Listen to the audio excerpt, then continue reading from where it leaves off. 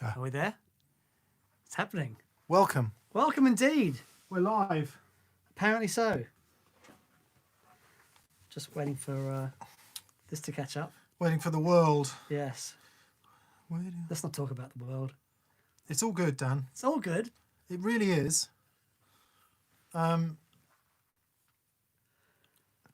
It's skewed. Okay. Everything that's upsetting you is skewed. It's not the truth. Oh, there we go. Okay, we're on. We're on. It's happening. Yeah. Brilliant. Got it. It's good. Wow. Okay. Roll call. Let's see. Wow. Oh, far out. Okay. There we go. Let's see. Hello from Texas. Sean Walker. G'day, mate. Hello, Sean from Texas. Where are we? That's right. Texas, just outside of Austin. Texas.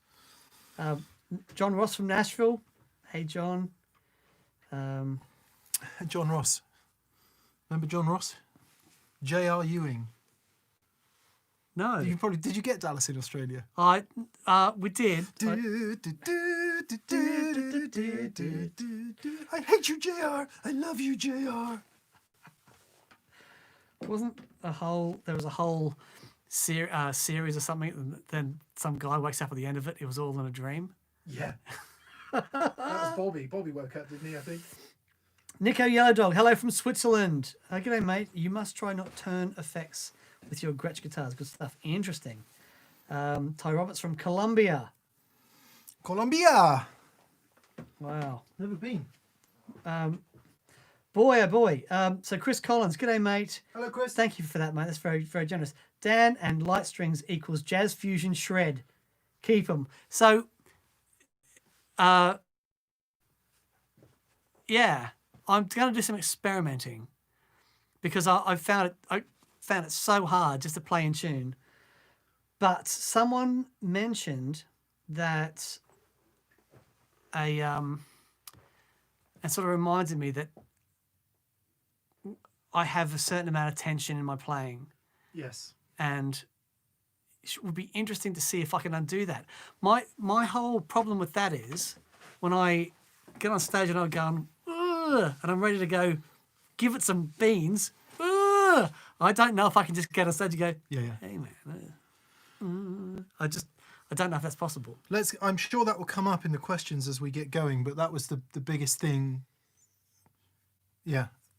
Good morning, boys. Just got my KOT and I love it, says Joe Wright. Well Daniel Poirier says Canada here. Bonjour, la Cheers, Canada. cheers, everyone. Yeah, cheers, everyone. Dan and I are having a Thatcher's Cloudy Lemon Cider today. Oh, It's all right, isn't it? It's not very strong. Just tastes like lemon squash. So cheers to you all. If you're just having breakfast, maybe you've got a Budweiser going or something. beer is for breakfast. Drink or be gone. John A says, hello, gentlemen. Could you give us some live demos? Des Moines, Iowa. We were trying to do that. We can't work the audio out at this point, unfortunately, to be able to plug a guitar amp in and talk.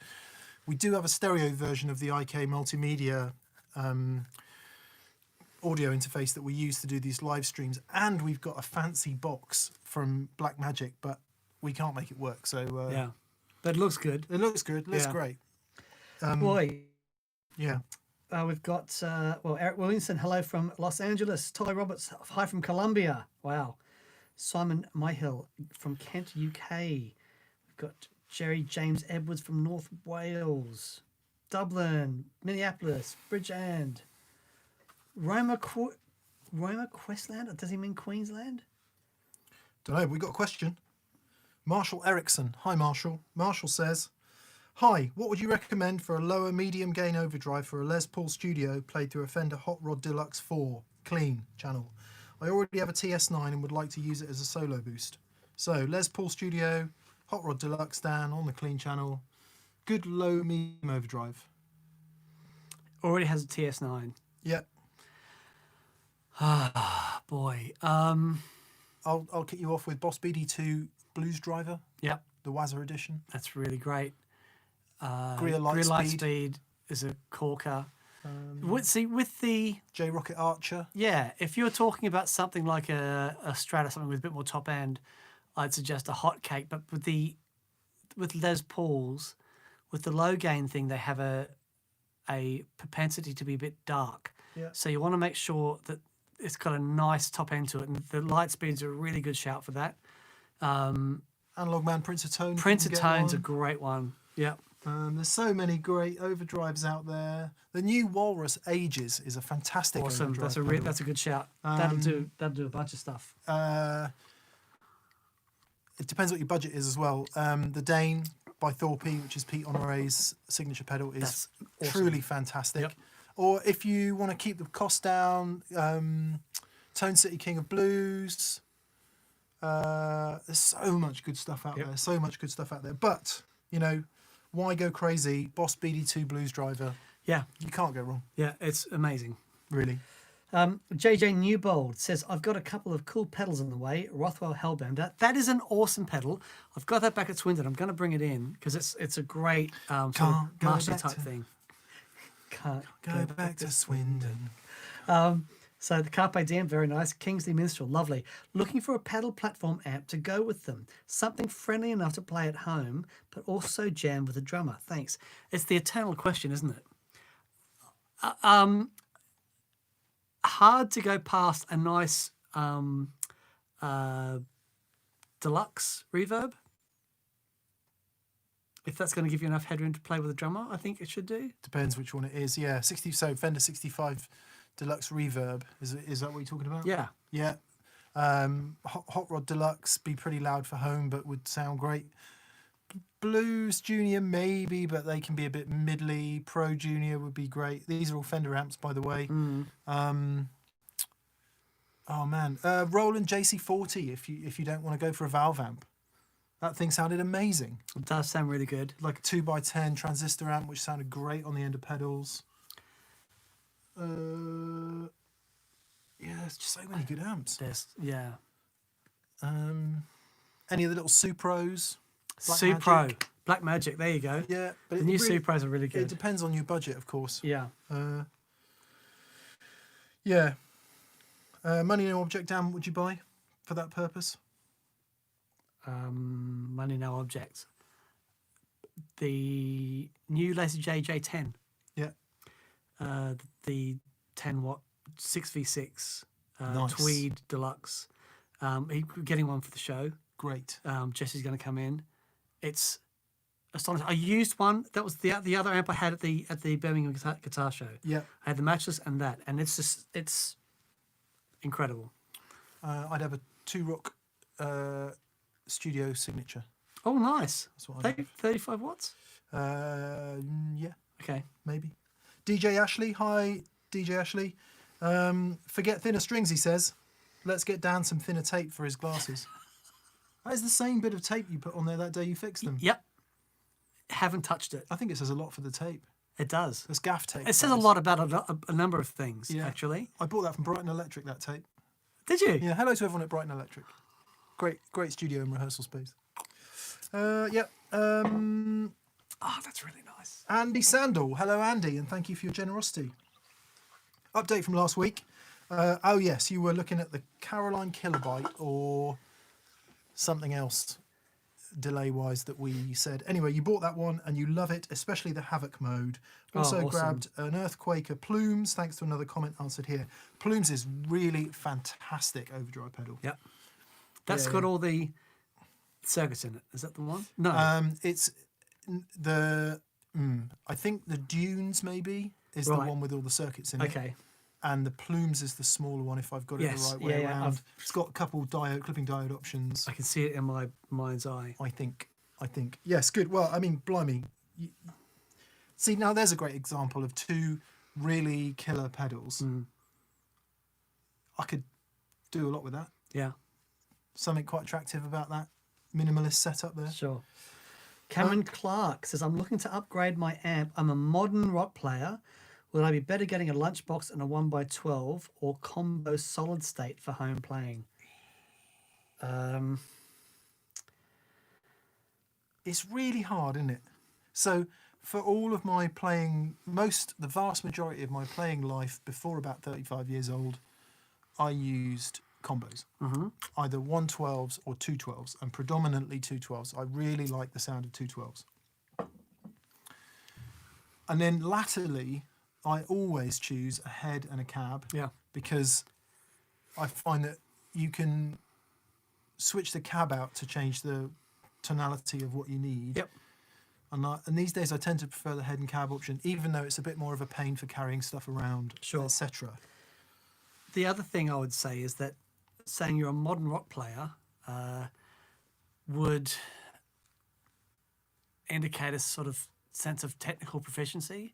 And what I would say is, if you're umming and ahhing between a solid state or a valve amplifier, if you've got a level of technical proficiency, have a play through a valve amplifier. I think one of the best things about a nice sounding valve amp is that you'll hear things certain frequencies, and you attack, and that just becomes more prominent and actually has the propensity to help you develop as a player. Not that these, solid state amps are great, but if you haven't tried a valve amplifier before, like a head and a cab, I think has got some real potential there to actually help you out. Yeah, it gives you some latitude down the road, doesn't it, as well? Yeah, definitely. David Burke. Hello, David. Thank you for that. Had to move away from my orange AD30 HTC. Didn't work with reverb and delay in the front. Have you any ideas for a pedal to give me the AD30 sound? I really missed it. Used to use channel 2 with the gain around 10 o'clock. Yeah, so I guess what you're stumbling across there is that orange overdrive sound is really specific. Yeah. There's a lot of upper frequency in it, and I always find it to be a very sort of present kind of overdrive, very specific thing. And of course, if you stack a reverb and a delay into that, that can get pretty ugly pretty quickly. Yep. So are there any pedals that sound orangey? Do you want the bang guitar? Yeah, have a look at the Bax bang guitar if it's still being made. Yeah. It's their preampy type thing. Also, the two-stroke, I can't remember how gainy that gets, but Orange themselves make a bunch of pedals. Failing that, I mean, Oranges don't sound tweedy, but there's a similarity in that high end. In those certain frequencies. Yeah. They're just a bit flatter. Yeah. They're quicker, you know what I mean? They don't And have... it seems we're always recommending it, but something like Greer Lightspeed, our old favourite from the north of England, Hudson Broadcast. Oh, yeah. Anything that's... I think a broadcast is a really good shout, actually. Yeah, maybe try a Hudson Broadcast. Yeah. Yeah. Patrick Carroll. Thank you, Patrick. He says, hey, M&D, what would it take to get a ZVEX Octane 3 on TPS?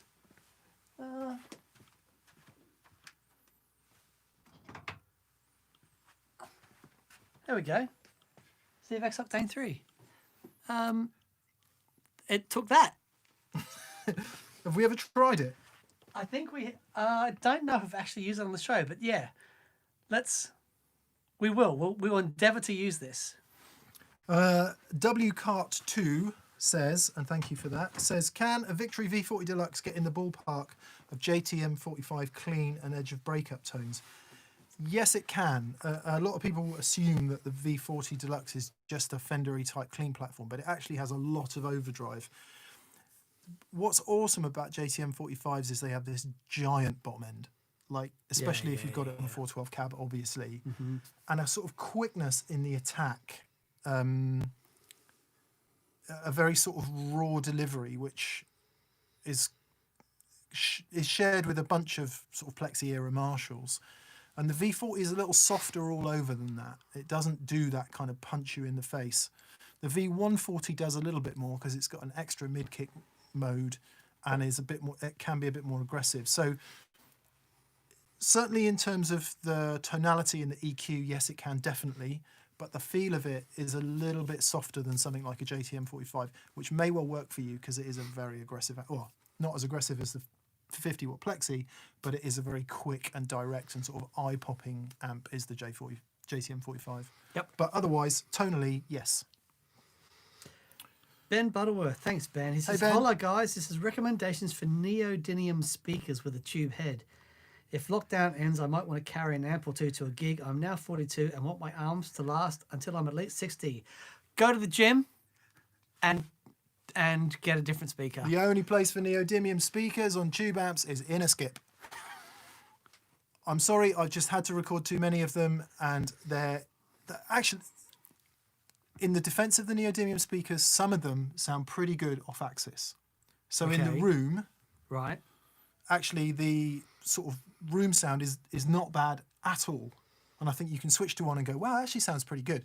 The second you stick a mic in front of one, it's like, Yeah. I may as well have used an IR. Right. Yeah. I've Yeah. never had one mic'd up. I don't and like thought them. was- I don't yeah. like them. Sorry. And maybe there's more development to be done in that world. But What's yeah. the idea with it? So that they're light and loud. really super lightweight, yeah. Okay. So I don't know how that goes through to the development of the voice coil or whatever. What ones have we tried? We've tried the 250 watt Celestian Copperback, which is crazy loud. Then as they've come out, they've been put in various amps over the years. Sure. And every time I've heard one, I've gone, oh man, just for an extra, like, just get a decent greenback. Yeah. Sorry, yeah. Ben. Aaron Adams, question from a few weeks ago. When you had the bass breaker flat out for the volume show, were you on the low gain mode? Would the output volume change much on other gain modes? Aaron, we're gonna add this to one of our 10 things you asked us to try videos, because my feeling is that if we were on the low gain mode, to answer your question, if we went to the medium gain mode, my feeling is it would have just got a great deal more distorted and probably no louder. Yep. But that is, having not actually tried it, I think we should try it. Okay. So yeah, it's a great question, really great question. Yep. So look out for that. It may well make the next 10 things you asked us to try. Yeah. We've got, since that show, the lists are stacking up. It's awesome. Yeah.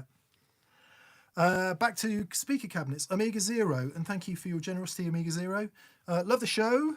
Question specifically with the Mesa Lone Star: is the 1x12 enough? Does the 212 sound bigger or just louder? Also, C90s or other speakers. I remember talk of a 1x12 creamback at one point. I played the Lone Star 212 combo for many years, and it is a colossal sounding thing. It sounds significantly bigger than the 112, but partially because you've got the extra volume in the cabinet, which just gives you more of everything, and partially because you've got two speakers pumping. So yeah, it's audibly louder, although when you measure it with a dB meter, I'm not sure that it is, but it just sounds bigger. The problem with the Lone Star 212 combo, it is the heaviest amp I have ever owned. Heavier than the Silverface Twins?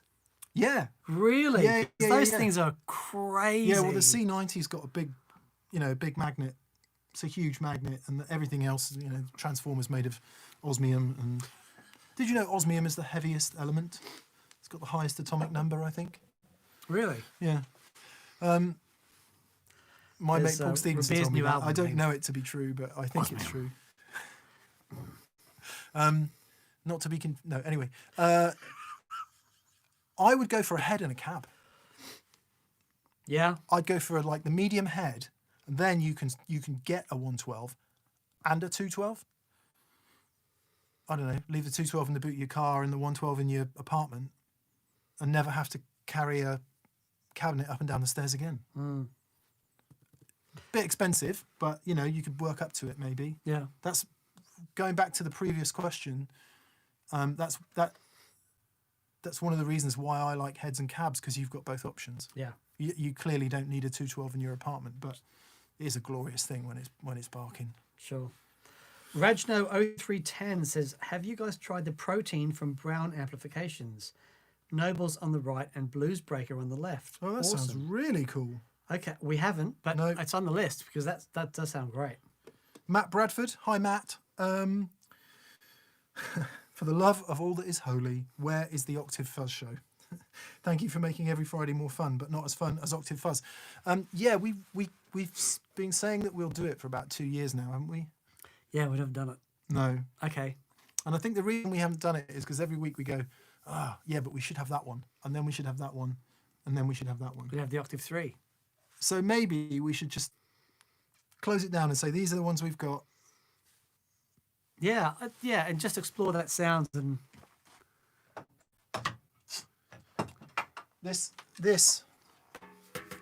This pedal has ended my Octave Fuzz quest.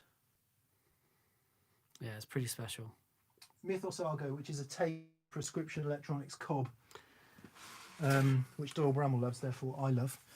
And the Jesse Davey octave is also spectacularly good. So until we do it, buy both of those and never be sorry, I would say. Okay, Robert Brewer. Thanks, Robert. He says, thoughts on the Fender Tone Master Deluxe Reverb. Thinking about getting one to replace my Hotrod Deluxe, but also considering the 65 or 68 reissues. Right, the Tone Masters, when they came out, everyone went, wow, they sound just like a Deluxe Reverb and a Twin. And then as everyone sobered up, they're like, actually, they don't really. I remember Or saying that about the pod. they do a bit, and they're great, and they weigh nothing, and all of that DSP is going into making one sound, or 1.5 sounds.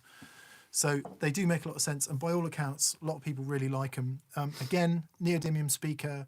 Everyone I've spoken to who's mic'd one up has gone, that sound we were getting in the room is really not the sound that ended up getting recorded. But, it weighs nothing. I don't think they cost very much. And to tap all that off, I'm talking about what other people have told me. I still haven't really heard one because after 20 years of magazine journalism, of some PR person telling you that this is the best thing they've ever done, you taking it out of the box and going, You can hear hearts breaking all over the world. It's digital modelling, it's a neodymium speaker. I'm not going to like it. Sorry. Sure. Sorry, I'm a bit opinionated today. But, you get to a certain age and you ain't got much time left.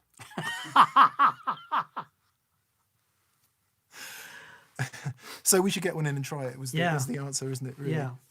But you said you're also considering the 65 or 68 Deluxes. Okay, different thing. 65 Deluxe Reverb, got to be one of the most ubiquitous best-selling amps on the planet. Completely brilliant reissue of the old 65 Deluxe Reverb. Yeah. Sounds Black great. face. Yeah. They did for a long time have a lot of problems with the reverbs breaking because of that particular Accutronics tray. I think that's been largely solved. Isn't that hard to fix, but it is annoying when it goes. And it sort of stands on a pillar of, you can't really say anything against the 65 Deluxe Reverb. It's a spectacularly good amp. The 68, I think, removes some of the negative feedback, and just sounds a bit more pushed and kind of gainy, a little bit more urgent. The 68, is that the one with the aluminium thing around the... Yeah, it's a silver face one. Yeah. But I think some of the things they've done to the circuit almost make it a bit more tweedy. It's not tweedy. Wow. It's not tweedy, but it kind of, in terms of that it's a bit more urgent, goes into overdrive a bit quicker. Okay. Less negative feedback. Can make it feel a bit like that. They're both really super amps. Yeah. So yeah, I mean, that's what I'd go for. We have been in contact with our friends at Fender trying to get some Deluxes in, because that's a really important amplifier that we've never really had on the show. Yeah, we just need to do it. Yeah. Isaac Morris. Hi Isaac, and thank you for that. What pickup type would you say has the most clarity? Strat or a Jazzmaster? Any experience with Kinman noiseless pickups? I've experienced the Kinman noiseless pickups. Yeah, me too. My friend had an Iceman Strat in Australia. Oh wow, such a long time ago. That had some, like, the original, really early Kinman noiseless pickups in it. And I didn't know what I was listening to back then, but it sounded great. Yeah, I had some in one of my Strats years ago. I think if you like that really scoopy, hi-fi, super stratty thing, the ones I had were good for that. Right. But they didn't have the kind of grunt, bite, noise, all the stuff I want in a Strat pickup. So, you solve one problem and you encounter a handful of others. You really have to hear them, because as with all pickups, we all like different things, and you might absolutely love them where someone else loves them less, and there's no better or worse with pickups. It's so what hard, suits isn't it? your playing. Yeah, and it's also what suits the guitar they're going into, Yeah. because they're different from instrument to instrument. Yeah. But in terms of clarity, that's a difficult one, because the Strat's kind of mid-scooped, less attack, might sound cleaner, but the Jazzmaster with that extra high end, bit more attack, bit more poke, you might say that that's a clearer sound, but it will go into overdrive a little quicker. Yeah. I would say. Interesting. Doyle Clark. Thanks, Doyle. He says, greetings from Clarksville, Tennessee. Sheryl Crow's All I Want to Do video, the Last Train song by the Monkees, and Jimi Hendrix's first home after the army. Wow. Plans to review any Bareface audio cabs. So the Bareface audio cabs, are these the... I think I've seen some clips on them. The sort of a psychoacoustic element. Yeah, we should try them. We should try them. Again, having been, journalist for many years, I just smell marketing from a million miles away. And when someone says, "Hey, new," I'm like, which is really cynical, but let's hear them, because I do know lots of people who say they sound really cool. I've never heard anything cooler than a blonde 2x12 piggyback Fender cab. Or a Marshall 412. Never heard anything cooler than that. I don't know. God, I'm in blooming old-fashioned mode today, aren't I? So I've been drinking this Australian fighting wine. Yeah. And I'm... It's 4%, mate. If that's hitting you... Oh, it's been a long... My week hasn't stopped. My weekend didn't stop my week. Yeah. So I'm ready for a nap on the floor after this. Jolly Willard, sending love from Chicago, TPS fam. Thank you, Jolly, and much love back to you, mate, and everyone in Chicago, Illinois. Sweet home. Paul Fitzgerald says, what brand model guitar racks do you use there in the TPS studio? Do you leave the guitars there all the time? Any issues with foam eating through the nitro lacquer? It's really interesting. I didn't realise this was a thing until a few years ago, when a friend of mine said, "Oh no, don't leave your guitar on that sort of guitar stand; it'll eat through the nitro." And so some of the finishes on those foamy type things can eat through the nitro. We don't have the issue with these ones. These are the harder plastic, sort of rubbery plastic things at the top. But I don't know about the bottom. But no. Yeah, when you buy a guitar stand, it'll tell you if it's nitro safe or not. Right. Yeah, we got some cork ones. Dan and I aren't that bothered about it, because the less, we quite like our guitars a bit broken. Yeah, I'm not going to get that and go, oh, hang on. The stand's starting to have an effect on the quality of the nitro. But you're absolutely right to be worried about it if if you don't want your guitar marked by a guitar stand, and they will say the ones at the front here are by G-Force, I think. Gravity. They're by Gravity. The ones at the back are just like Common or Garden 10p guitar shop guitar stands. Right. K&M do a really nice range that have cork on all the touch points, and I think cork is not problematic to nitro, but I could be wrong. But normally, if you buy it from a decent store, they will say whether it's nitro safe or not. Good show. Line Cliche says, Mick, eat a Snickers. You're not yourself. Chill and stop being so snobby. It's not snobby, it's discerning. That's very good. It's 30 years of playing the guitar is what it is. And just knowing what you like. Sorry. Omega Zero says, Lone Star is discontinued. There are no heads left new. Trying to decide between a 1x12 and 2x12 before they're all gone. I might get a head in the shell later on. Well, that's interesting. Yeah, you'll pick up one used without too much trouble, I would have thought. Right. And Mesas are built so solid that a used one I don't think you'll have any problems with. So they've discontinued the Lone Star, and now they've got the Fillmore and the Cali Tweed, I guess. So you choose whether you go tweedy or blackfacey, I guess. Yeah. D. Tyler, 5603. Thanks, mate. He says, hope everything has been going all right for you both. Currently torn between a JC120, Princeton, or Twin Reverb. Currently using a Jazzmaster for reference. Wow. I mean, 3 vastly different amplifiers, wattage potential. If it just depends. I mean, it's really hard to go past the Princeton. Yeah, if you don't play that loud, the Princeton is the choice there. Yeah. Because twins, as great as they are, depends what twin you're talking about. 65 Twin Reverb reissue is much easier to get going than one of the older kind of 100-watt ones. But even so, at low volumes, it can be a pretty sterile experience. Whereas the Princeton is the absolute opposite of that. Princeton's always exciting. Always. Yeah, even at lower volumes. JC120, kind of like the Twin, but with transistors, kind of just flat and loud and quick. And Yep. I was in the studio with Noel Gallagher a few years ago, and his whole album, he had two Princetons, two new Princetons in the studio, recording them quietly. Far out, man. yeah, Just awesome. yeah, Great. Yeah, what a great guitar sound. yeah. Chris Waters, oh, thank you, Chris. That's very generous. Cheers, mate. He says, hey, chaps, a few quid doesn't do justice to how much your wonderful ramblings have helped.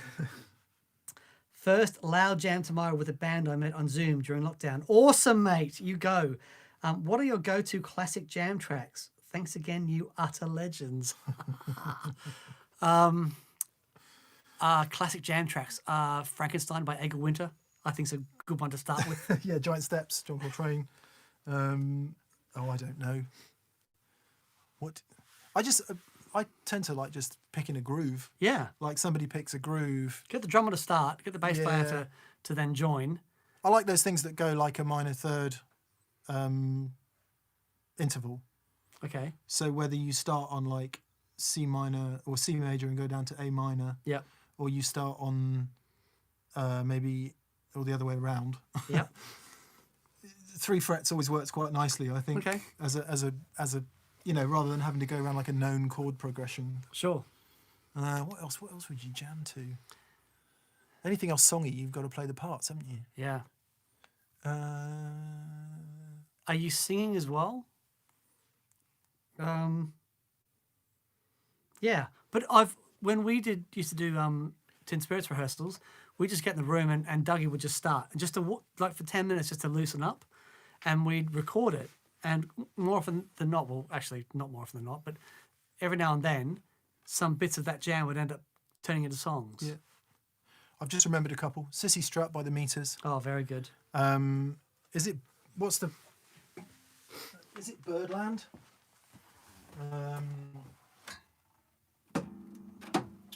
Is it Birdland?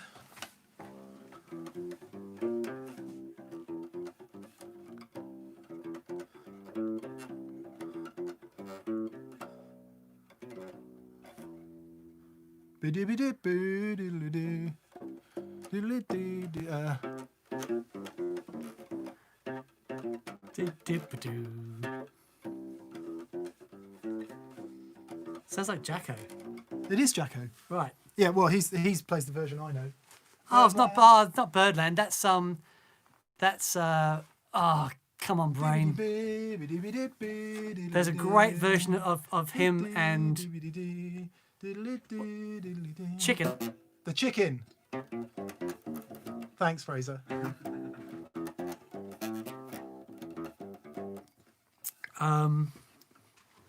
Going to talk about John, Jacko.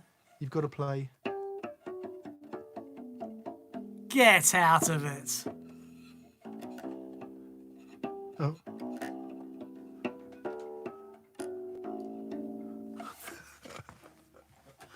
You are full of surprises, Mr. Taylor.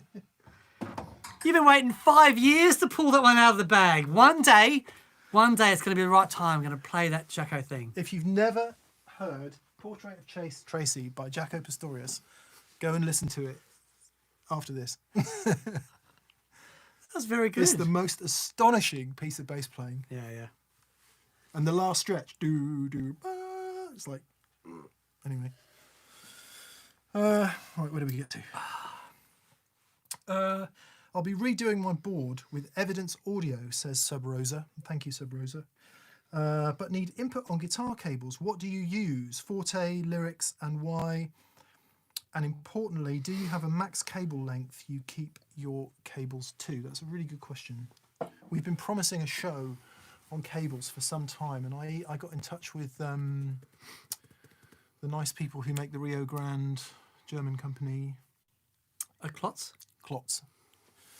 Who sent us a load of cables, and embarrassingly, we haven't made the show yet, but it's a really important one to do. Yeah. Where are you on all that, Dan?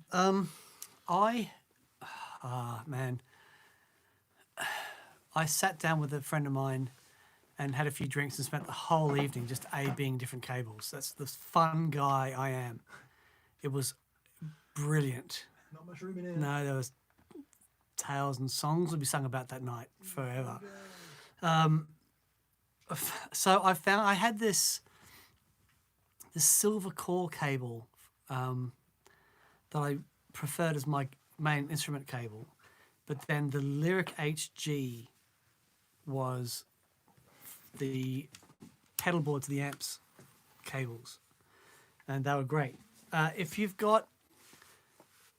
always got a pedal on or a buffer in the chain, then you can afford to go quite long with your cables from the output. Guitar cable generally not crazy long, not crazy short, but what's a 15 feet. Yeah, 15 feet I find is a really good length. Yeah, or 12 feet, 3 meters. I think rather than trying to make didactic statements about what's better and worse, it's usually better to understand the effect of a longer cable.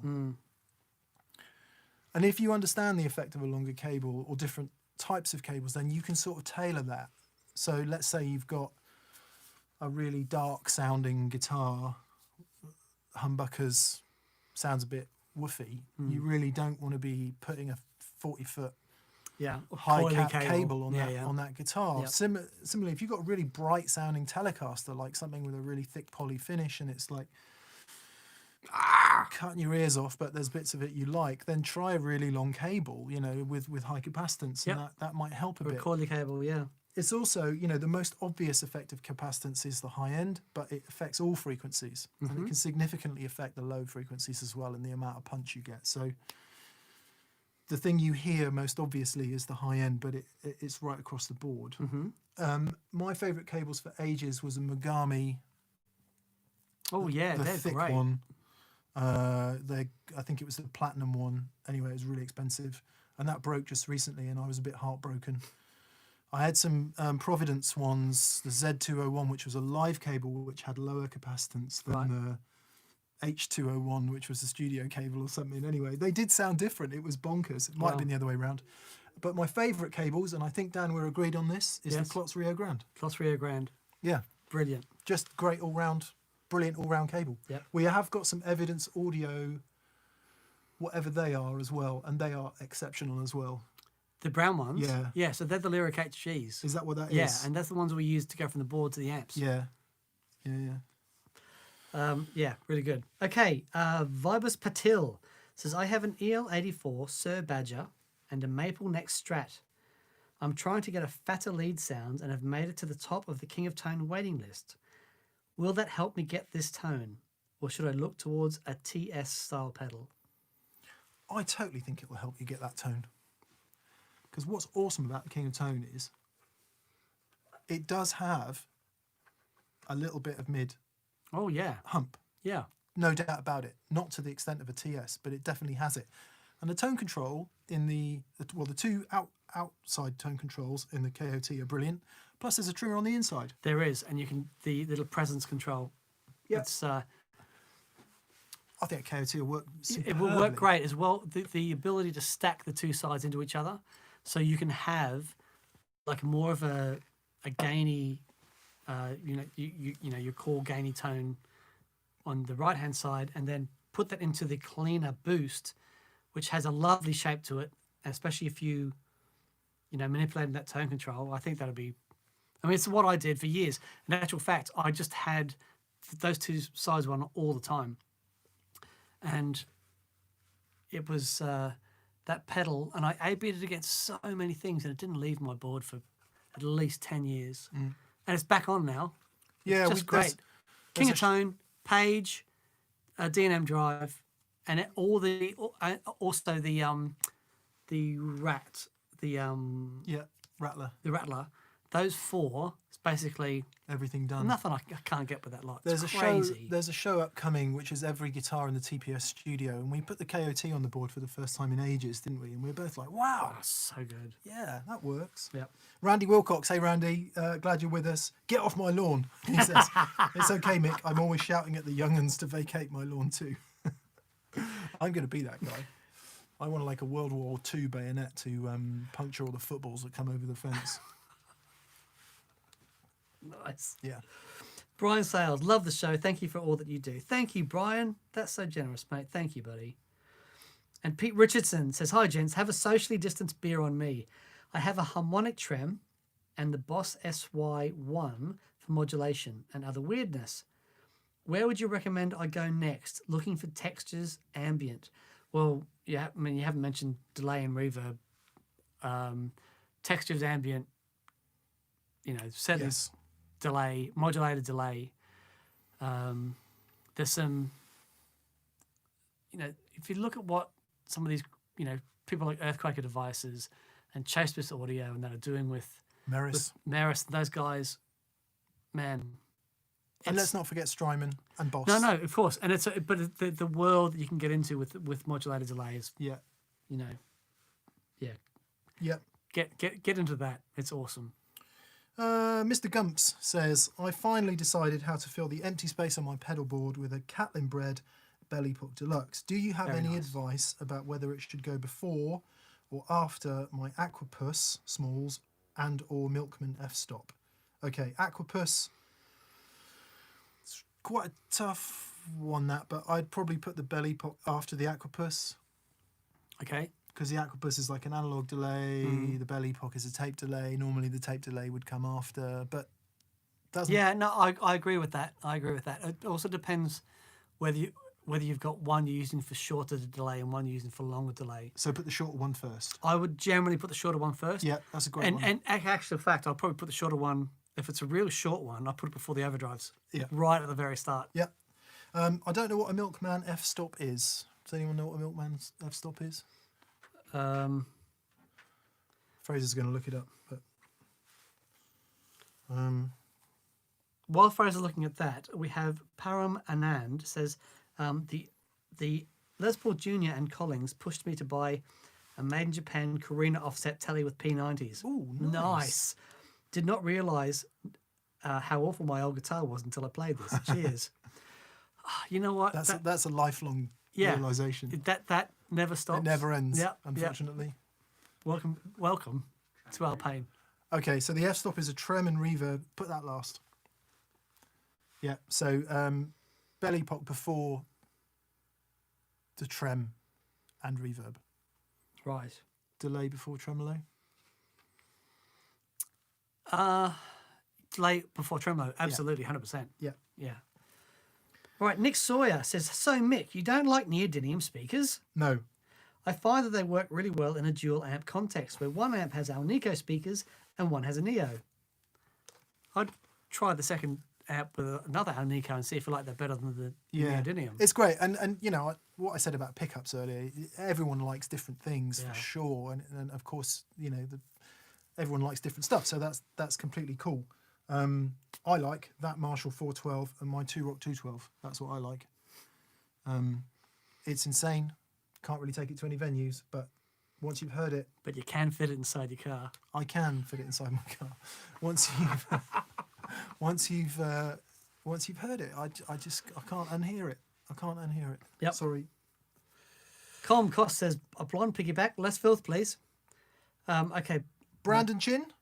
Hi guys, what seems easier? Incorporating my amp's effects loop, Marshall DSL 20H, into a QMX6, or going wet dry with the Marshall and my bass breaker 15. Yeah, come on. Option 1, really cool, and will sound awesome. Option 2, whole new world. Yeah. It's a Yeah. brave new world. Yeah, and for all my talk of Marshall 412s and 2-Rock 212s, insanity amplifiers, 2 112 combos, wet dry, can sound massive. Yeah. Or a 212 with two heads going into the same 212, Yeah. as we demonstrated last week. As long as it's which is my stereo. new rig. Are you doing that? I am, totally. Which cab are you going to wire? My Marshall 212. Oh, nice. Yeah, matchless into one side and something else. How are you going to arrange the heads? So the matchless will sit on top of the Marshall. And what I really want, I don't know if Jesse's going to do this, but I want to get that J10 in a head Yeah. and have that sat on the matchless. Nice. Yeah. It's that because that 212 is one of my best sounding cabinets. Yeah, it's a fantastic. Magic. Dan is talking about the 212 cab that originally came with the 2061 X, the 20-watt amp with the 4 controls on the front. We've got 1,000 people watching us prat on. Awesome. 1,000 people listening to me. Anyway. Lane Donaldson says, how do you guys deal with multiple mono in stereo out pedals? Is a Wetterbox a solution? Would love to see more stereo blending and pedal effects loops. Well, it can be a solution. You blend them in parallel. Yeah, it's an issue. If you've got a mono in stereo out pedal, if you've got more than one, it's really, really tricky. There are some pedals like some Strymon pedals that seem to have a mono in stereo out, but in actual fact, they have a TRS in for the input. So if you are going to hit them with stereo, you can do. So check that, because some mono in stereo out pedals do have a TRS input. But yeah, it's a tricky one. So what you can do, Wetterbox is a solution. So you take the two stereo pedals, mono in, and blend them in stereo in parallel. But yeah, apart from that, you're going to have, if you don't do that and you've got like 3 of them, you're going to have 4 separate outputs. Yeah, tricky, very tricky. Taco says, I play a matchless Avalon. Good man. And a Jazzmaster. It sounds great when pushed, but has a lot of headroom. What would be a good drive pedal? Something with clarity, but where metal is possible. Where metal is possible? Yeah, I think... Jazzmaster and Avalon. Yeah, you probably need 2... I would get some sort of big muff. Actually... Metal muff. You're going to laugh at this. The Electro Harmonix metal muff. Yeah. What a great pedal that was. It's awesome. Was. Yeah, is. But the other option would be to get a decent low gain overdrive, and there are millions out there. We've talked a lot in this episode, and a Mark 1 tone bender type, or even a Mark 3 tone bender type. And I think if you combine those, you'd be, I don't know, metal. Oh, I clearly don't know anything about metal. What is metal? What is life? Just take all the mid-range away. The Avalon. No. I'm going to say the Electro Harmonix metal muff. I think the metal muff with 2 sides. It had a really grinding mid-range in it. Yeah, I think the metal muff's a great shout. I think the filaments, the Keeley filaments, is into that rig would sound absolutely incredible. Bingo. P Design P says, hey, interested in your thoughts of having a boost at the beginning of a chain. I find that I can't get enough volume from my Strat playing fingerstyle clean intro. Use TC Spark in a 2-Rock Studio Signature. I would. You need a compressor. I'd look at a compressor as opposed to a. Yep. Yeah.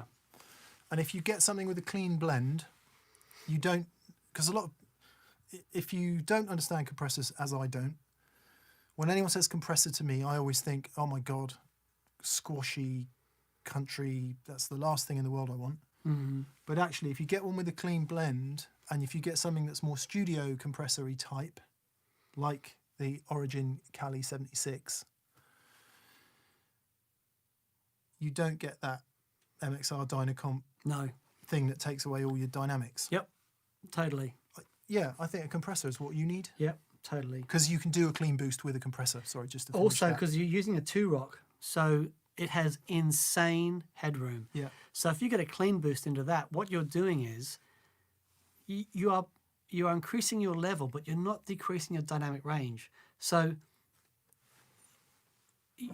it's harder to control the finger picking thing, whereas a compressor will just make that really even, and then you can go between that and a pick. Yeah. Actually, you won't have to work so hard. Yeah, Thorpe Fat General is a good shout. Is a really, really good one for that. It's my dear friend Dave Gregory has one of those at the beginning of his board, and it's on all the time. Really phenomenal sounding compressor. Talking about the Thorpe Fat General. Yeah, killer.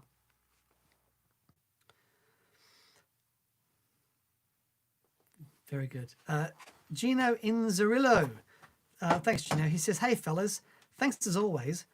What are the best vintage style Univibes under $300, not named Deja Vibe? They're sold out on the Mark II Mini, but I want one. Sadly, I don't think it's under $300. That's the one. That's the one, though. Jam Pedals. Is it called Retrovibe? Retrovibe. Yeah, Retrovibe. Yep. That's the one Dan and I would both choose. Yep. Mark II. It's wonderful. It might not be under $300 though. Just everything they do, lovely through hole. Use the proper insert technical terms here. Yeah. Yeah. What else do we like? The one that everybody likes, the Vibe Machine. The Vibe Machine. By Drybell. Oh, yeah. Oh, that's great. Don't know how much this is, but this is the other one that's completely excellent. Yep. It's got that lovely thub dub thing going on.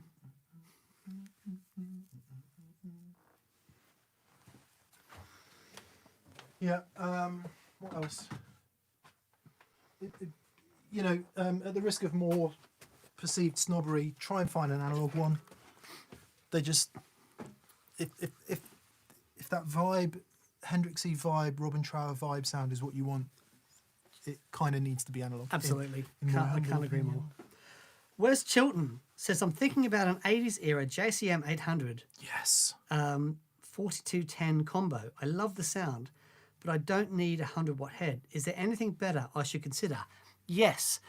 Marshall did, they released a series of the 20-watt versions of those amplifiers. Yeah. And they're great. Not only are they great, the JCM 800. So when we went and saw Lee Mellier from Bring Me the Horizon, he was using one, not when we recorded, he had his full rig. But he was telling us about that Marshall gave him one to try. And it was awesome. He loved it. Yeah. So it does the 20-watt head does have the capacity to give you that sound. They've done a really good job on those. It's a really specific sounding thing, the JCM 800. And I think you'll struggle to get that sound from another amplifier, but the 20-watt reissues from Marshalls are awesome. Check out, I don't know if you'll find one, but look for a 4010. I think the 4010 was the 112 50-watt combo. It might have been 212, it might have been 112. But that was pretty cool as well, if you can find one on Reverb. I think it was the 4010. I get a bit confused with Marshall model names, but there was a 50-watt GSM 800. The other one that's not quite the same is the Silver Jubilee. Yeah. Silver Jubilee is tough because they're... Because they reissued that as well, but I think that was 100 watts too. Yeah. It doesn't sound exactly JCM 800-y, but No, does sound pretty cool. Yeah. It's in that world. It is in that world. It's... There's a great Black Crow song that on the intro that uses a Silver Jubilee. I'm trying to remember the name of the song. It's like one of the best guitar sounds. Just epic sounding Which album? thing. Which record? No idea. Someone just sent it to me and said, listen to this. But yeah, the Silver Jubilee is another thing. It was Joe Bonamassa's. You know, he's used Silver Jubilee for a while. He did. Yeah, and he had one in great. his I love full that amp sound. rig. Yeah, it was really good. Check out some Friedman stuff too. I don't know whether it's the Buxom Betty or the small box. I always get confused. I mean, the small box is probably more plexi-like, but Friedman makes some awesome Marshall They inspired really amps. do. Yeah. Alistair Tweedy says, what's the difference between the Evidence Audio Solderless SAS1 and SAS2? Also, is there a solderless MIDI solution out there? I've never seen a solderless MIDI solution, and if there was, I'd be really suspicious of it. Is solderless MIDI like a left-handed capo? Is that what that is? Left-handed capo, that's right. Yeah. Bow. I don't know the difference between the SAS1 and SAS2. Okay, so you've got some cable that some of it's red, like maroon, Right. and some of it's black. Yes. Is that the difference? How much more black could it be? Well, none. None. Black. More black. I don't know. Maybe. They're all solid core, aren't they? Yes, all solid core. Absolutely. Can I say I don't think the new jacks are as good as the old ones? Oh, really? I think I've had a couple where it breaks off and it gets stuck in the end. It's hard to Okay. take out. Okay. They're But isn't that that's a They're not as heavy either. okay? Interesting. But this might be a spurious rumour and have no grain of truth within. Very good. That was the central scrutinizer. Nice. It's always good to get a Zappa reference in. Yeah.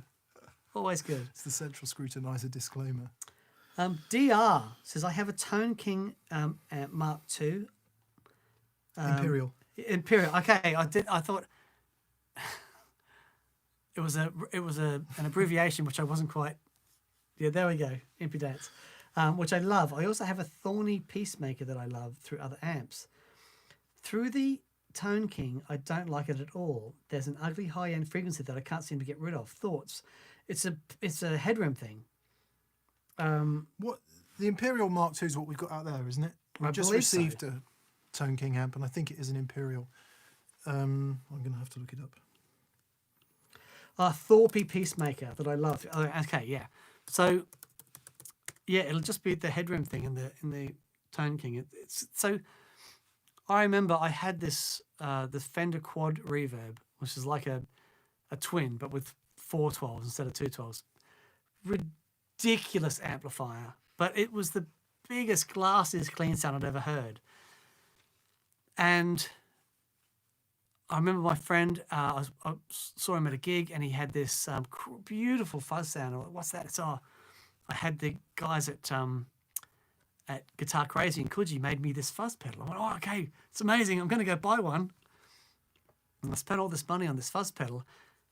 And when he played it, it sounded amazing. And I plugged it into this Fender Quad Reverb, and it tore my head off.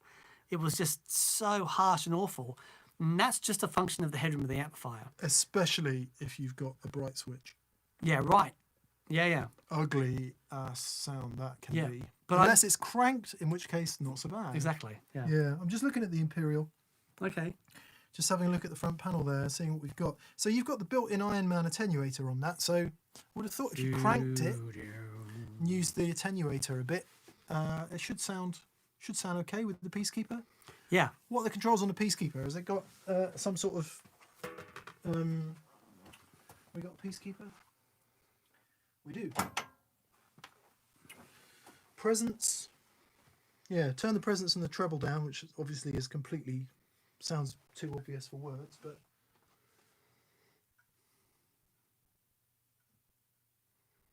Yeah, it's like a gain EQ boosty type thing. Yeah. Don't know. That should work. Peacekeeper's really great overdrive pedal. It is. That should work. Yeah. So yeah, mess around with your treble and presence settings as a start point, and then maybe try and crank that master a little bit and use the attenuator a little limit bit. those dynamics a little bit on the amplifier. Yeah, that might tame it all down a bit, Yep. give you a bit more squash. Michael Force says, thanks for a great show on Friday. String gauge, so interesting. I experienced the same thing Dan did. I'm so out of tune playing nines, but having a hard time playing thicker strings due to eczema on my fingers. Man, a very dear friend of mine, I remember I was at a gig with him, who's playing the Albert Hall, and he, what's it, tendonitis or whatever it was, and he had to move from like 10s down to 8s, to be able to play properly. And he's like amazing guitar player, John Wesley, and like any hand condition is just, really, really tough. But he'd worked out a way to make it work and sound fantastic. Or what's another one?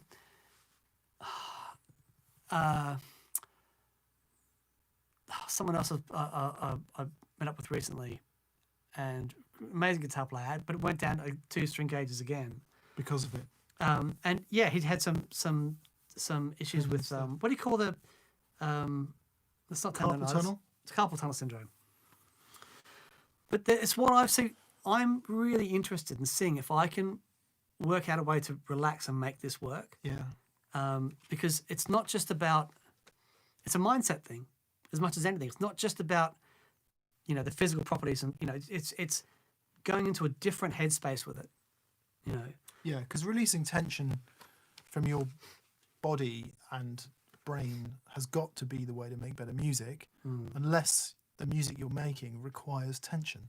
Yeah. Unless you're, you know, punk rocking.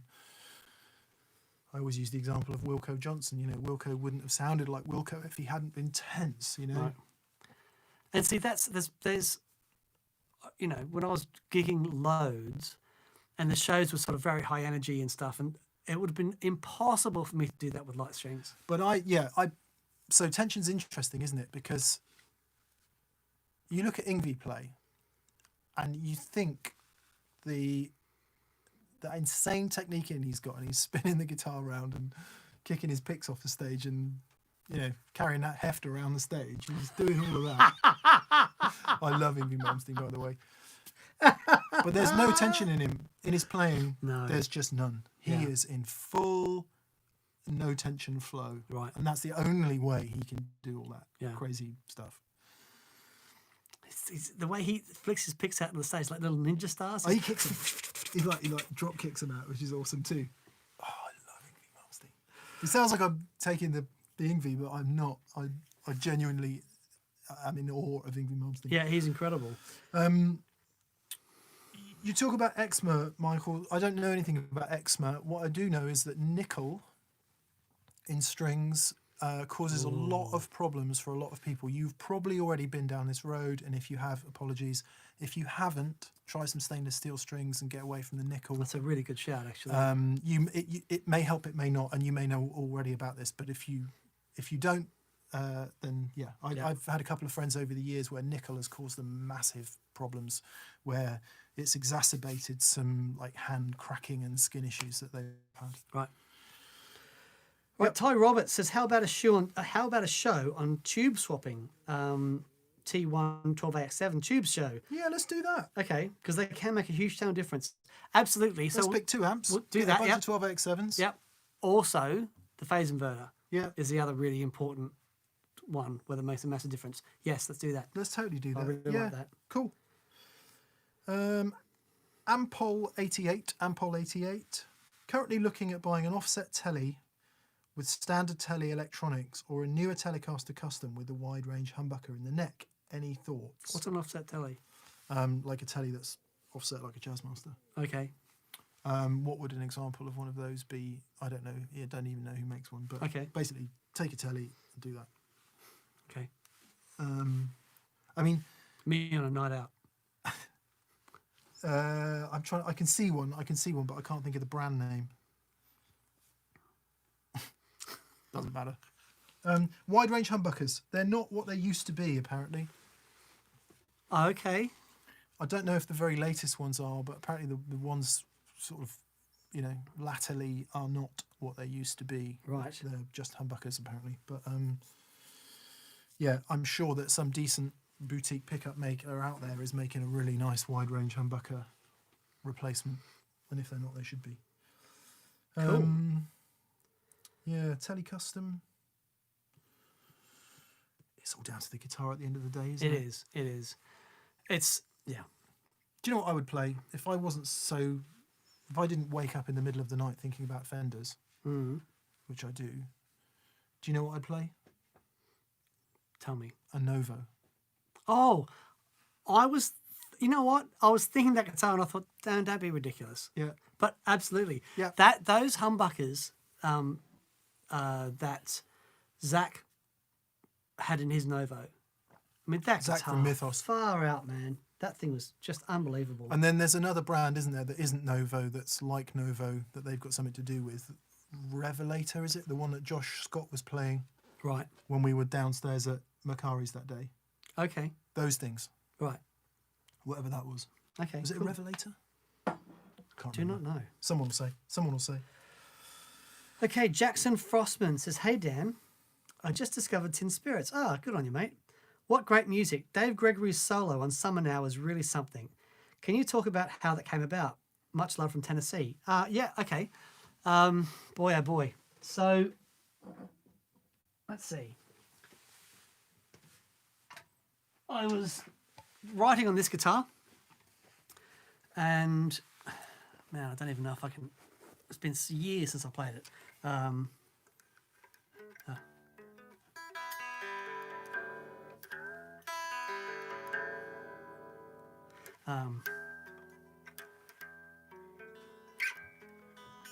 Man, I can't even remember how to play it.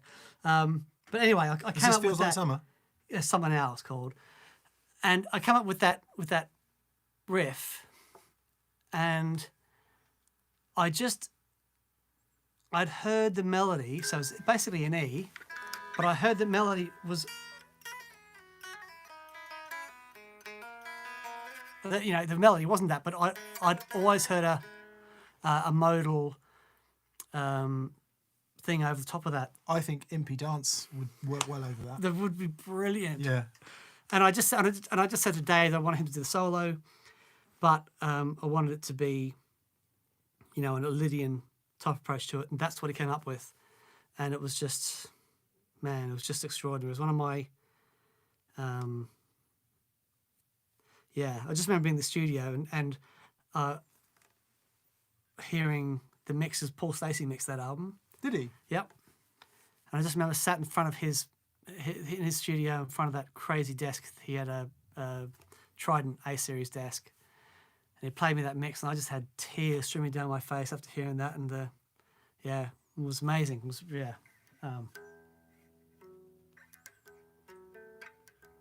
I can't remember how to play it. Man, that's how long it's been. I don't think he played it. I think they got someone in. I will say though, the bass player joined a new band, and they're playing it in their set. That song. Cheeky. Hope he's paying you a royalty, Dan. Trey Mendoza. Hello, Trey. Trey says, I have a challenge for you. Can you rent an EVH 5153 6L6 50 watt amp and see if you can make the clean channel sound like a Fender amp? I think we probably could. Okay. I mean, it's very clean, isn't it? That first channel of the 5150. Is it? Yeah. I don't know what the 5153 is. I remember the 5150. I remember the 6505 PV. I always thought it had a pretty spanking clean channel, but maybe I'm off the pace there. If we can find one, yeah, definitely, that'd be fun. Yeah, I want to get one of those new Soldanos. Oh Because man. apparently they are hand wired. Okay. I haven't seen inside one yet, but all the bump says they're hand wired. We met him at NAMM a couple of years ago. We did. Yeah. And Yeah. I was like Yeah. a giddy schoolgirl. Yeah. And if anyone says, boy. hey, Stevie Ray Vaughan played a Soldano, I'll say yes, and he played a Dumble too. All right, Chris Metzler says, thanks for TPS. Any chance of doing a show on the details of preamp pedals? I still don't really understand how they differ from overdrives. It depends on, a lot of people call their overdrive preamps. It's the same thing. However, you have specific preamp pedals that are designed to hit the power stage, like a power amp. So things like the Kingsley pedals that are specifically preamps don't necessarily sound great into the front end of an amplifier, but when they hit a power stage, they sound like. Is it predominantly about output level and impedance? Yeah. It's got it's tricky because a lot of preamp pedals don't necessarily have a particularly low output impedance. If you're just talking about valve preamp pedals, but so the really good ones will be low enough that you can have them on your board, and they can run into the power stage of an amplifier, no problem. If I guess a preamp, I mean, you can call like an LP1 booster a preamp that goes before the amplifier. That's one terminology for it. But the other one is one designed to hit the power stage of an amplifier. Yeah. So designers use both. Yeah. I think you would, again, it's all a bit reductive, but in a preamp, you'd probably find a much wider range of EQ potential. You'd hope. Because what a lot of basic overdrives do, if you plug them in, just standard overdrive pedal, if you plug that into the effects return, so straight into the power amp of your guitar amp, you'll find it sounds a bit flat, lifeless, doesn't have the kind of high end response Sure. that you need. Now, whether that's a level thing, an EQ thing, or an impedance thing, I don't know the question. I don't know the answer. If you go to the show that we did last Friday, we're talking about overdrive pedals. Those pedals are designed to hit the front end of an amplifier. They're designed to work with the first valve stage of an amplifier. A preamp's different. A preamp's designed to do the job of that first stage of the amplifier. So you imagine you've got your overdrive pedal and your the first stage of the amplifier. Some preamps will have both those stages in. Some preamps will just have the first stage of the amplifier, the first valve stage, and that'll hit the power amp. So yeah, and they are much wider frequency, much higher output. Yeah. Your 2 cents. TPS makes me love Mondays. Thank you. Us too, actually. Hope you are well. We are, and we hope you're well too. I need a bargain compressor for my second board. I have a pale green, but you know that variety is the spice of life. Wampler Mini Ego. Wampler Mini Ego is great. Yeah.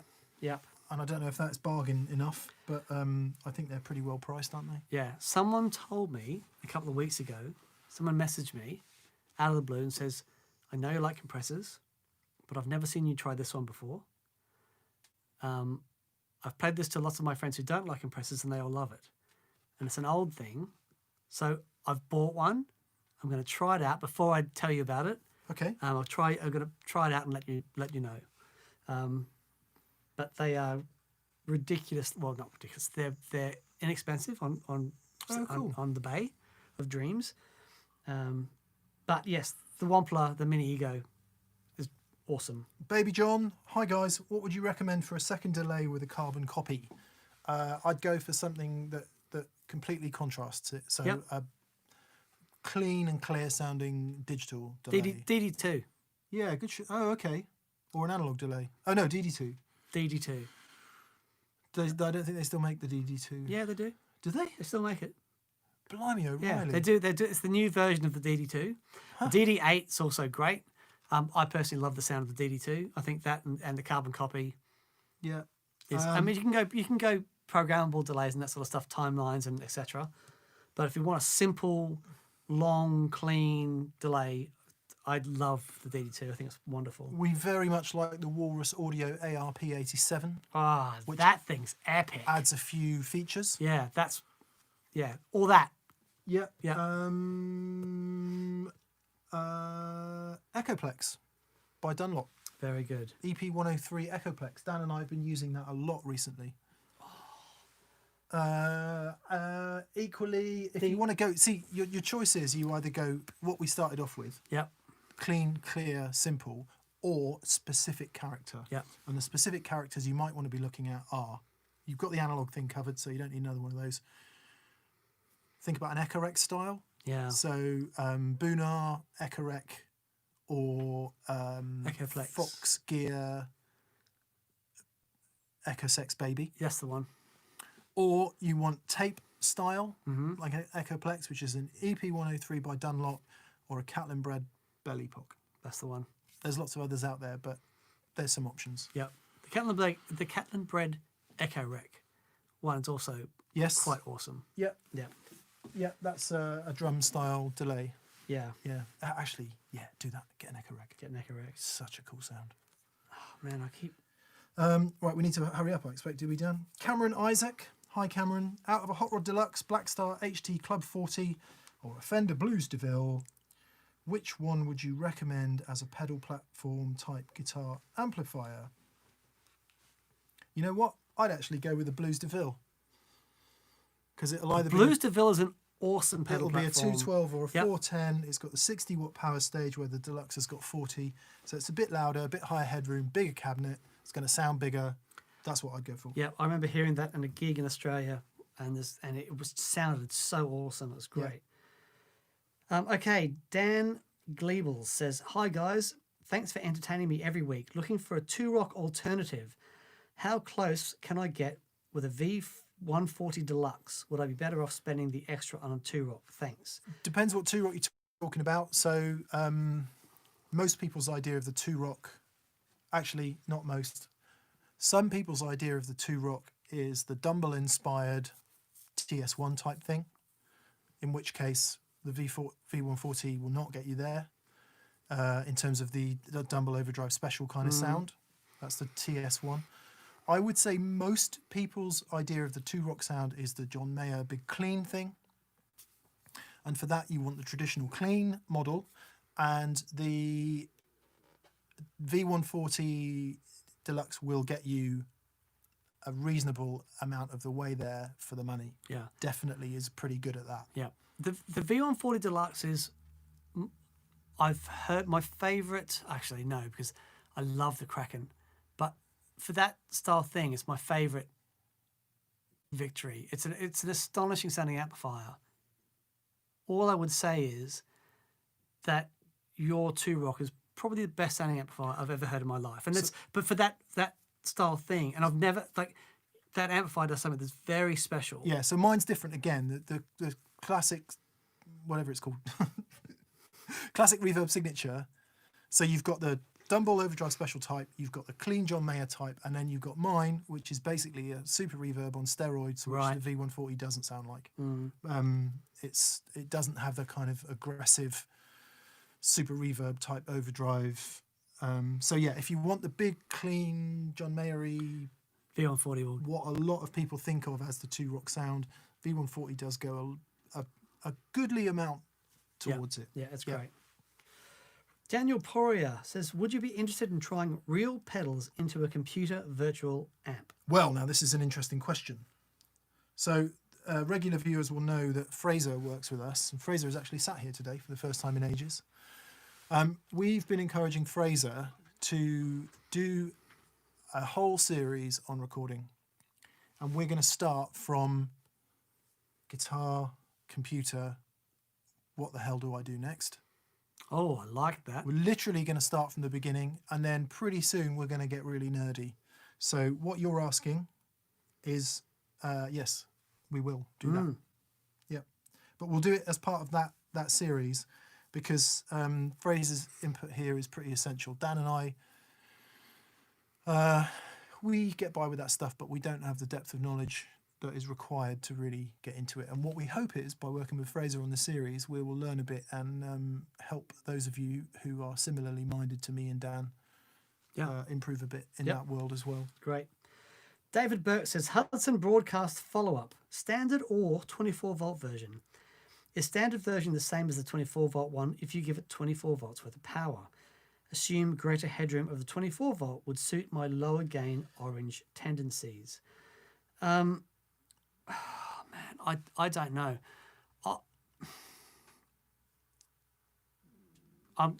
What do you think, Nick? It's tricky, isn't it? Because I don't think necessarily a higher headroom 24-volt pedal is the answer to the orange thing.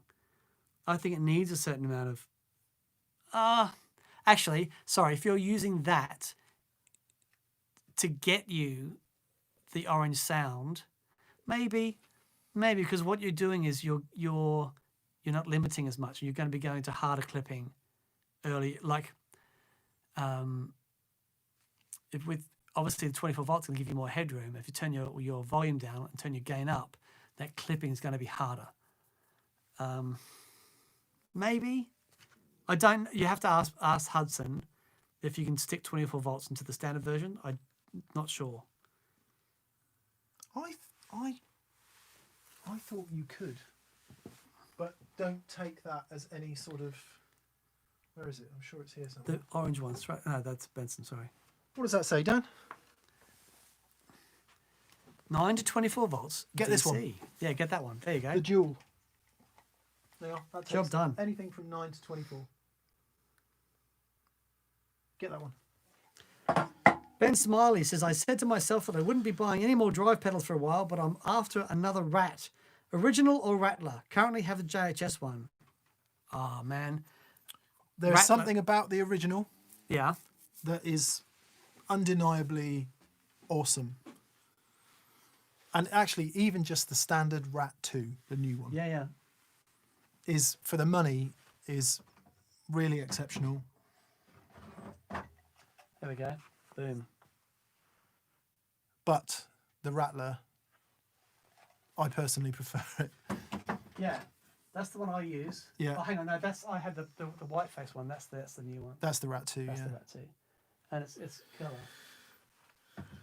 Such a great circuit. Yeah. Tom Hurrell? Hurrell says, how important is it to find your sound versus having a variety of tones at your disposal? Is it better to nail one thing or have a range of guitars, pedals, etc. to play with? Love the show. I mean, if what we're sitting in is any indication, you can do both. It depends what you're doing, doesn't it? Yeah. If you're... I think Dan and I probably both go through cycles of... You just get so focused in on the thing that you love. Yeah. And that just brings you such immense joy and Sure. fills you up that you don't want to do anything else. I'm definitely galloping towards that. Mm. And then sometimes you go, I want to break it, and I don't want that anymore. And it might be that you've got a gig or some sort of musical endeavour that you're about to embark on that requires you to think differently. And those are the raise points between the plateaus in your tone life. Yep. And once you've gone through 6 or 7 of those, you find that you can stand on the plateau, look down at all the others, and draw from them at your will. That's very good. How was that, Dan? That's beautiful. That was nice, wasn't it? I'm misty. Right. But what I would say is, I don't know if you agree with this. If you're like in a function band or whatever, and you play a guitar solo with all your heart and soul, with kind of the wrong sound, I think people will feel that better than you getting absolutely nailing the sound, but not really engaging with the... Oh, yeah. To answer your question, I think your sound is more important than anything else. Yeah.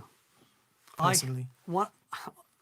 I had a gig, I was playing at the Walkabout in Watford years ago, and we were playing Sweet Child of Mine, and the manager walked up to the sound guy and says, he said, I don't want bands to be playing along to miming, to backing tracks. And the sound guy says, man, these guys are live. And the sound guy had to sit there with the headphones on, listen to it, to convince him that we weren't miming along to the original. Who was singing? Me. Yeah, I mean, he was drunk. Danksel Rose. Oh, man. Anthony Edgar. Hi, Anthony. Hi, I own a JHS Charlie Brown and I love it, but I want a pedal that has that JCM 45 sound with a bit more gain, not the JCM 800 Angry Charlie. Yep. Either that or the MI Audio MIFX Super Crunch Box version 2. Great. Or, here's the thing, if you like the Charlie Brown, get a boost to stack in the front of it. That's very good. That's very good. A simple boost with bass and treble controls, the exotic BB Ace, no, start again, exotic. Which one is it, the silver one? AC booster? Yeah, is it the AC booster? Or the RC RC booster. RC booster. It's like, oh, I'm not very happy today. It's the RC booster. That'll work. Basically, any boost pedal, stick that into the front of the Charlie Brown, and then what you've got is Charlie Brown, whatever boost you've got, all them together. So instead, Get a treble booster. Stick that in the front of Charlie Brown. Yeah, good shout. Really good shout. Yeah, you'd love that. It'd be great. So does Keeley still do the Katana boost? They do. Or the Analog Man Bad Bob. The Analog Man Bad Bob is the one to buy. Yeah. Which isn't a treble booster, but it's a great booster. It's an awesome booster. Yeah. Or the Analog Man Beano boost, which is really cool because it's got a selectable, you can decide where the mid and bass is. Yeah. There's a few. Reeves Electro treble booster is awesome. There's also Jam Rooster. Tate Effects has just brought out a treble booster as well. That's killer. Okay. Really good. Yeah. So yeah, maybe think about juicing that Charlie Brown because you love it. Yeah. It's great. Yeah, there you go.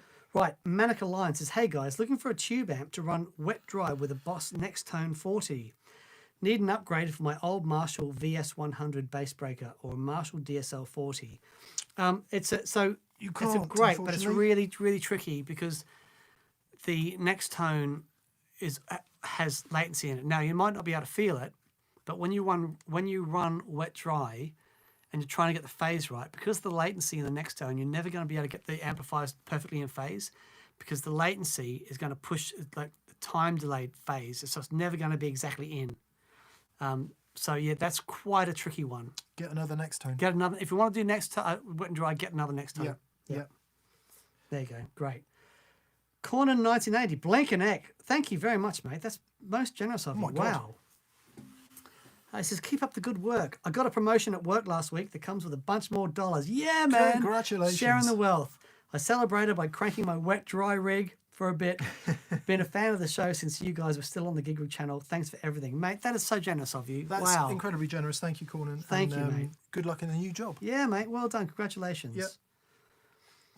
Okay, Dan Hansen. Greetings from Astoria, Oregon. As a teacher, I appreciate the work you do immensely. Thank you. Thank you, Dan. That's great. And thank you for teaching things. Yeah. That's one of those jobs that I wouldn't do for $1 million a year. Really? Yeah. I wouldn't last to the end of the day. I reckon you'd be a great teacher. You really would. No, I'd be a terrible teacher. I think you'd be great. Yeah, so I'm in awe of people that have the mettle for teaching. Yeah. Patrick Carroll, boys.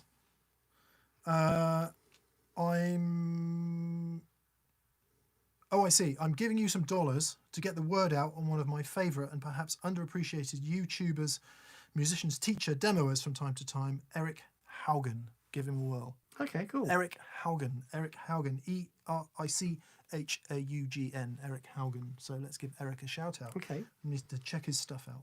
Brilliant. Thank you, Derek Wyman. Thank you, mate. That's very generous of you. Michael McKnight says, curious for your opinion, would you choose the Keeley Echoes over the Bell Epoch Deluxe? Really appreciate and grateful for all your work. Many thanks. That's a really good question. Yes, let's have a delay off, Dan. Okay. So I shall fight the corner of the Bell Epoch Deluxe. And I shall be Echoes. Okay, right. Number one, 22 volt preamp, which sounds awesome. Yep.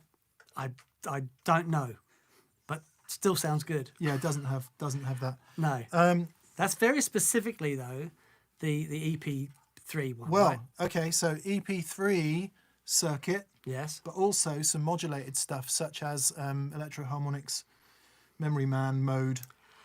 You want to talk modulation? So there are two separate modulation lines in here that can give you everything from chorus to proper tape delay flanging. That is tape modulation to die for. It's great. Okay, you can affect the drive onto the echo head so that you can overdrive your repeats a little bit. Ditto. You can do that? You can change the delay in. Okay. Expression pedal control for delay time or level. Okay, that's very good. You can do the same thing with the expression pedal on this one, but you also got a built-in tap tempo to control the time directly from the pedal. No tap tempo. No tap tempo on that one. It's a big for this. Mm-hmm. There are hacks, I believe. Small? Small. Big? Yep. It has a built-in looper on here as well. Oh, right. You've got true stereo, stereo in, stereo out. No stereo on this, I don't think. It also has remote control, TRS remote control. So you can turn it on and off and tap tempo. So if you want to have this in the effects loop of your amplifier, Yeah. you can actually have that set on your amp in the effects loop, so there's no long cable runs, and just a TRS dual foot switch out the front. You can control it all by a you get programmable switching system type thing. Andy Martin uses this. Right. Ed O'Brien uses this. Okay. I like this one. Was that good? We should do more of that. I like it. Yeah. And in the red corner. Okay. Ed Bromiel. Ed Bromiel. Ed Bromiel. Hi guys, I have an AC15 and a Pro Junior wet dry. Yes, you do. That must be awesome. That must be really awesome. And I just added the Echo Rec to my board by Catlin Bread. The preamp in it is divine, but when I kick it off, my 15 falls out of the mix. Have you had problems with the level when a wet effects has a built-in pre? Okay, it might not be the built-in pre. Well, what it is the preamp is flipping the phase Yeah. when you kick it in. And it is a pain in the butt. It is a pain in the butt. Well, actually, come on, let's... So I know that this does it. This definitely does it. Yeah. And the way I deal with it is I have an expression pedal, so it's always on. So the preamp is always on. And then you just use the expression pedal for the delay Yeah, level. for the delay level. And that solve is really cool because it means that you've always got the preamp in the signal. I don't know that actually does flip the phase, but I think we're assuming that it does, aren't we? Yes. Yeah. So one thing you can try, I don't know if the Echo has an optional buffered bypass or true bypass. Yeah, mode. there you go. If you try the other one, that may flip the phase. Yeah. It might flip the phase, so you could try that. Otherwise, it's a giant pain in the butthole. Yep. It is. Yeah. So just check if it's the phase, number one. If it is the phase, your options are try the other bypass mode.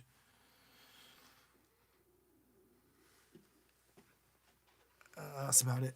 Yep. Or you can stick it in a looper and put a little transformer on the output of it that flips the phase and keep that in the same loop. Yeah. There you go. Grayson Cameron. Thank you, Grayson. He says, the Money No Object episode in which you guys find God in tone and Mick absolutely ripped that fuzz. Just speak to that now, 6 months later, please. It was a fun episode. Oh, man. Yeah, it was a fun episode. Yeah. And thanks for reminding us of it.